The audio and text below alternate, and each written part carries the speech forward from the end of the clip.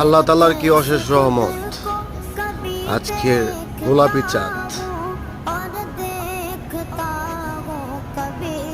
আজকে যারা চাঁদটি দেখেন নাই তারা অনেক বেশি মিস করবেন।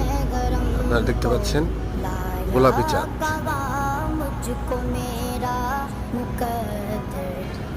আল্লাহ চাইলে ঘৃণা করতে পারে, হ্যাঁ, আল্লাহ চাইলে দিনকে রাত, রাতকে দিন। একটা চাঁদেরই কতটুকু সৌন্দর্য আল্লাহ তাআলা দিয়ে দিচ্ছে। গত বছর দেখছিলাম চাঁদের নিচে একটা ছোট তারা, কত সুন্দর লাগতেছিল, আপনারা